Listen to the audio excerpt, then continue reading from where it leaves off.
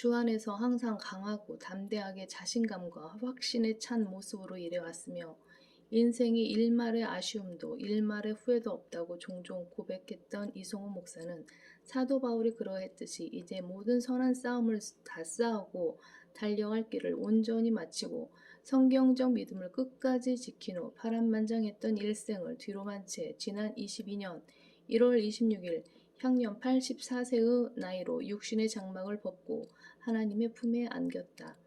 그래서 나는 그의 묘비명을 위해 비문에 디모데후서 4장 7절 8절의 말씀을 새겨 넣었다.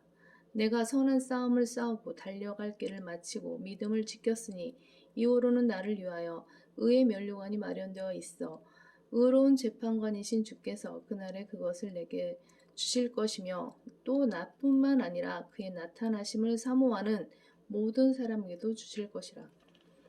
바울의 이 마지막 고백은 이송호 목사가 일생을 마감하면서 몸소 열매로 보여준 진솔한 마지막 고백이기도 하다.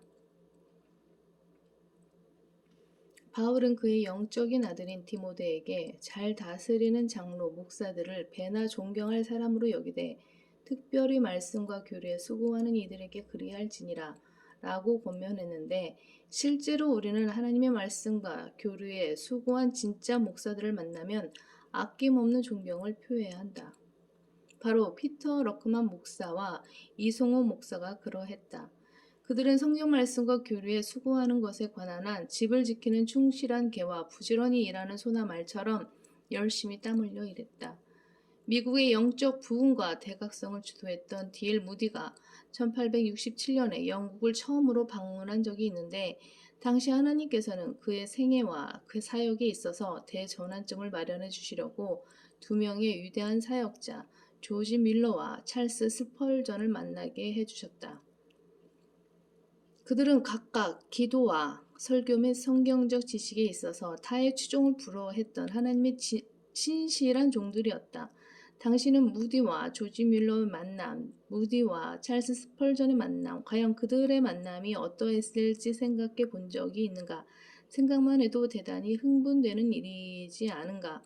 그렇다면 피터 러크만 목사와 이송호 목사의 만남은 어떠한가? 특히 두 분이 밤닛을 맞으며 함께 물고기를 잡으려고 투망을 던지며 교제했던 모습이 어떠했을지 상상이 되는가?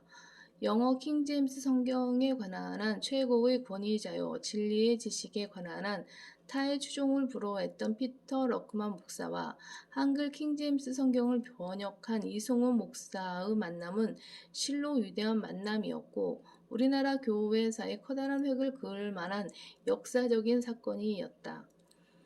두 분의 아름다운 만남과 지속적인 교제가 있었기에 오늘날 이 땅에서 성경대로 믿는 사람들과 교회들이 태어날 수 있었고 성경대로 믿는 교회들의 위대한 열매를 통해 참된 부흥과 개혁의 불길을 지필 수 있었다.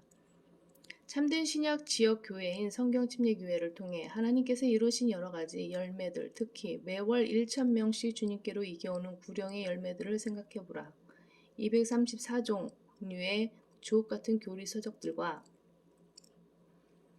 진리의 서적들을 유시하여 말씀 보존학회가 낳은 수많은 열매를 생각해보라.